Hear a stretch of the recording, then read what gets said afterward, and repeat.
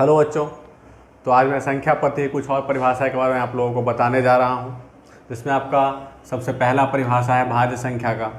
भाज्य संख्या कहते किसको हैं? तो ऐसी संख्याएं जो एक और स्वयं के अलावे अन्य संख्याओं से भी विभाजित हो जाए, यानी अन्य संख्याओं से भी वो कट जाए, तब उसको हम लोग भाज्य संख्या बोलते हैं। जैसे आपका एग्जाम्पल ले सकते हैं 4, 6, 8, 9, 10। ये सब ऐसी संख्याएं हैं जो कि एक और अपने आप के अलावे अन्य संख्याओं से भी विभाजित हो जाते हैं। इसमें आपका ऐसा भी पूछा जा सकता है कि सबसे छोटी भाज्य संख्या कौन सी है, तो आपका 4 सबसे छोटी भाज्य संख्या कहा जाएगा। और भाज्य संख्या का इंग्लिश मीनिंग होता है कंपोजिट नंबर्स। अगला परिभाषा है अभाज्य संख्याएं। ऐसी संख्याएं जो एक और स्वयं के अलावे अन्य संख्याओं से विभाजित ना हो। हम लोग भाज्य संख्याओं में क्या पढ़े थे कि वैसी संख्याएं जो एक और स्वयं के अलावे अन्य संख्याओं से विभाजित हो जाए उसे भाज्य कहेंगे। लेकिन अभाज्य में जस्ट इसका उल्टा है कि जो एक और स्वयं के अलावे अन्य संख्याओं से ना विभाजित हो उसको हम लोग बोलेंगे अभाज्य संख्याएं। इसमें आपका उदाहरण कौन कौन हो जाएगा? 2, 3, 5, 7, 11, 13। ये सब ऐसी संख्याएं हैं जो एक और अपने आप के अलावा किसी और संख्या से विभाजित नहीं होती है। आपका इसमें भी एक क्वेश्चन आ सकता है कि सबसे छोटी अभाज्य संख्या कौन है, तो आंसर इसका 2 होगा। अभाज्य संख्या का इंग्लिश होता है प्राइम नंबर्स। अगला परिभाषा है विषम संख्या का।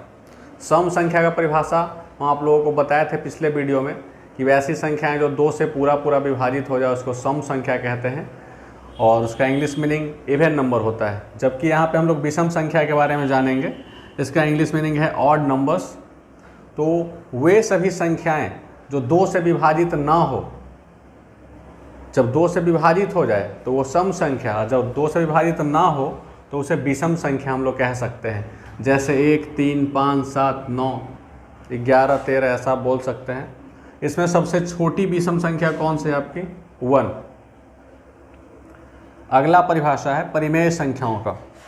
तो वैसी संख्याएं जिसे P/Q के रूप में लिखा जा सकता है, वैसी संख्याएं जिसे P/Q के रूप में लिखा जा सकता है परिमेय संख्याएं कहलाती हैं।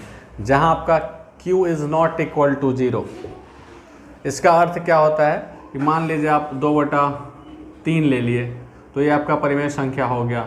0/3 लिए, ये भी आपका हो गया परिमेय संख्या। लेकिन 3/0 आप नहीं ले सकते हैं, बिकॉज यहाँ पे लिखा हुआ है कि Q 0 के बराबर नहीं होना चाहिए।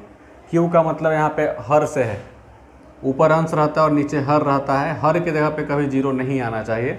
जबकि यहाँ पे हम लोग देख रहे हैं कि हर के जगह पे 0 आया तो ये आपका परिमेय संख्या नहीं हो सकता है।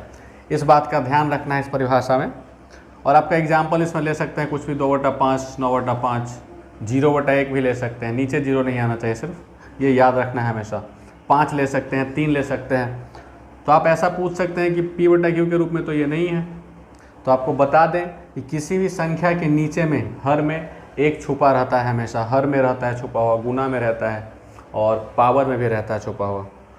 तो इन सब बातों को आप लोग याद रखिएगा। अगला परिभाषा है अपरिमेय संख्याओं का। परिमेय संख्या को हम इंग्लिश में क्या बोलते हैं? Rational number. और अपरिमेय संख्या को इरेशनल नंबर्स। तो इसका परिभाषा हम लोग देखेंगे। वैसी संख्याएं जिन्हें P/Q के रूप में नहीं लिखा जा सकता है। अभी जस्ट हमने देखा कि जिसे P/Q के रूप में लिखा जा सकता था उसे हम लोग परिमेय संख्या कहते थे, और जिसे नहीं लिखा जा सकता है उसको हम लोग अपरिमेय संख्या कहेंगे। इसमें और कोई शर्त नहीं है। जैसा कि इसमें आप लोग देखे थे परिमेय संख्या वाले में कि Q is not equal to 0 था, लेकिन अपरिमेय संख्या में ऐसा कोई शर्त नहीं है। बस आपका इसमें एक ही चीज़ याद रखना है कि वे सभी संख्याएँ जो P/Q के रूप में नहीं लिखा जा सकता है अपरिमेय संख्या कहलाती है। जैसे √2, √3, √5, √7 और भी ऐसे करके आगे लिखा जा सकता है कुछ। एक चीज़ आपको और याद रखना है नोट्स, कि पाई भी एक अपरिमेय संख्या है। लेकिन पाई का जो वैल्यू होता है 22/7 पाई का ये मान होता है, या फिर 3.14, ये आपका परिमेय है। लेकिन पाई हमेशा अपरिमेय कहलाता है। ये आपका परीक्षा में पूछा जा सकता है, बोर्ड एग्जाम में पूछा जा सकता है, कंपटीशन के एग्ज़ाम में पूछा जा सकता है। तो आप लोग याद रखिएगा कि पाई हमेशा अपरिमेय संख्या कहलाती है, जबकि इसका मान जो है वो परिमेय होता है।